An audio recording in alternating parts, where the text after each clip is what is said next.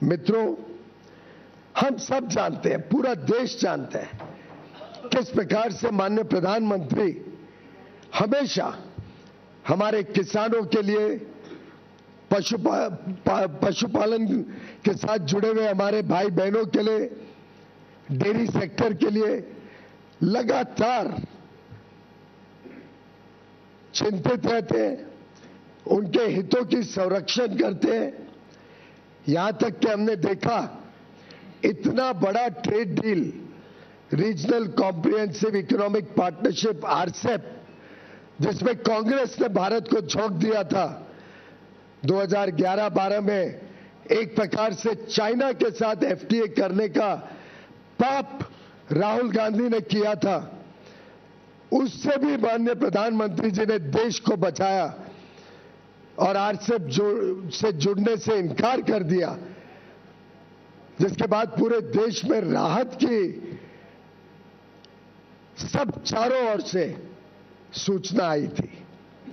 माननीय प्रधानमंत्री नरेंद्र मोदी जी ने हमेशा एग्रीकल्चर और डेयरी, इन दोनों सेक्टर्स को संभाला है, उनके हितों को संभाला है और इस क्षेत्र में लोगों को उज्जवल भविष्य मिले और मौके मिले, आमदनी बढ़े, उसके लिए लगातार काम किया है।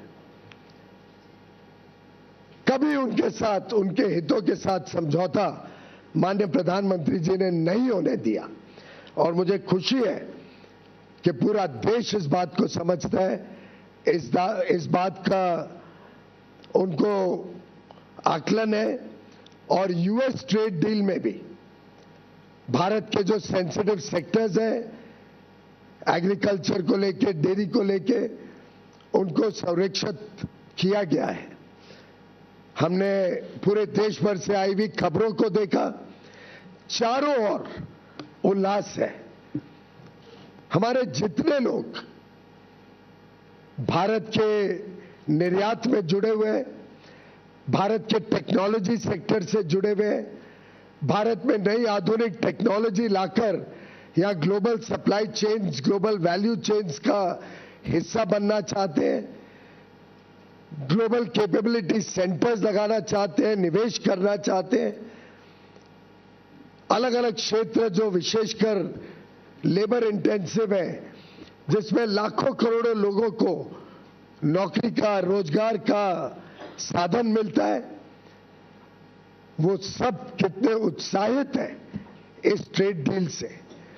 हमारे मछुआरे जो सी फूड एक्सपोर्ट करते हैं, उन्होंने जिस प्रकार से सभी कोस्टल रीजन्स में खुशी मनाई है, ये दर्शाता है कि ये ट्रेड डील भारत के उज्जवल भविष्य का शुभ संकेत लेके आई है।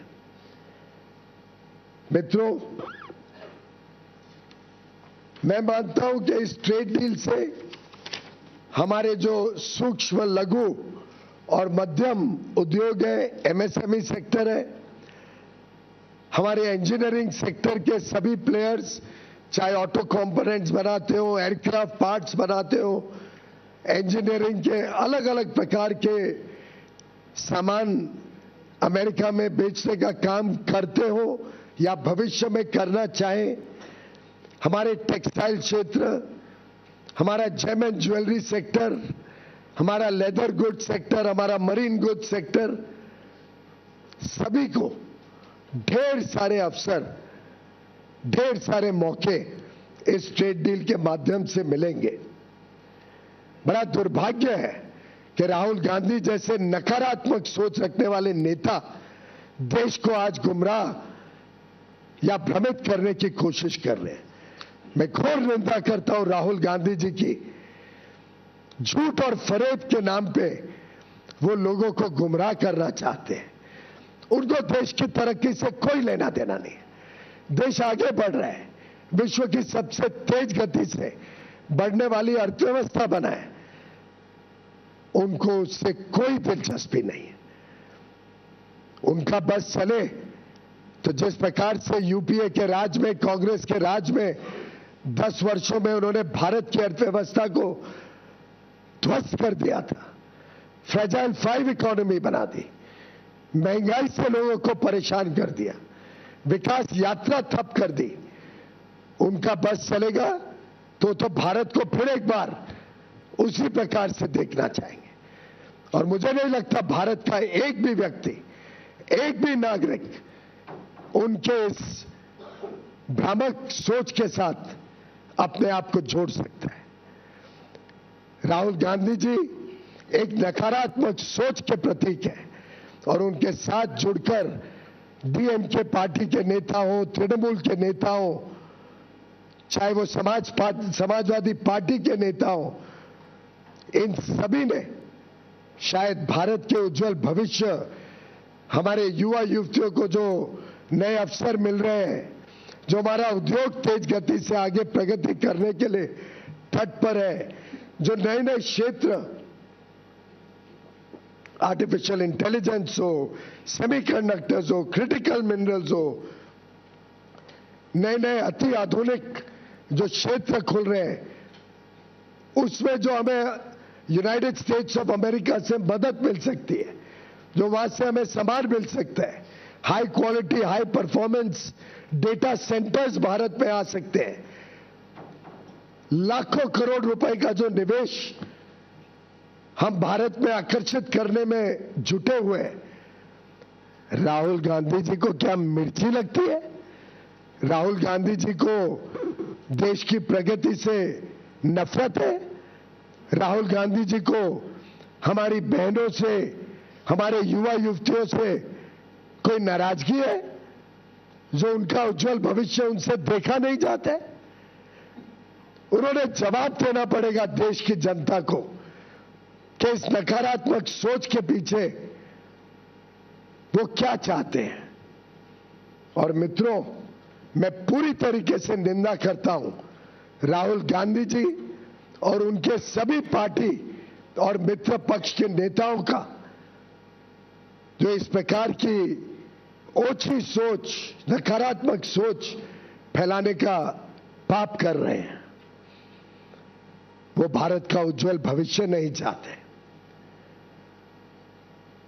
वो हर प्रकार से राजनीतिक अराजकता फैलाने की कोशिश करते हैं।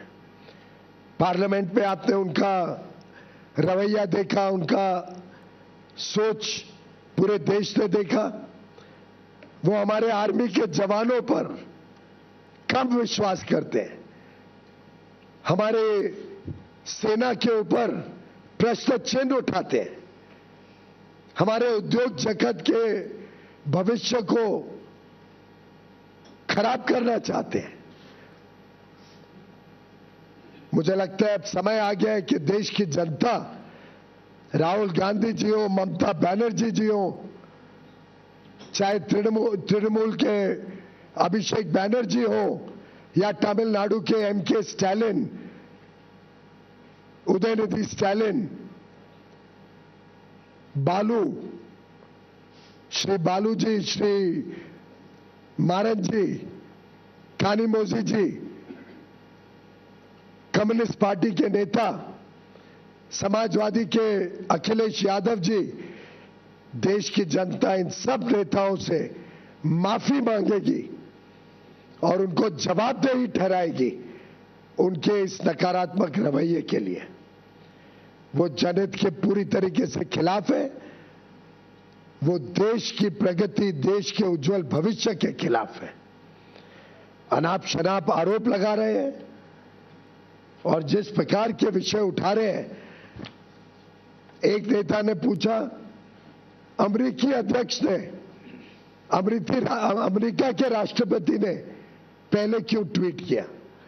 अरे भाई, रेसिप्रोकल टैरिफ तो अमेरिका ने लगाया था, अमेरिका ने रेसिप्रोकल टैरिफ कम करना था। तो जब उनको टैरिफ कम करना है और 50 से सीधा 18% इतना कम हुआ, तो उसकी जानकारी तो उधर से ही आएगी।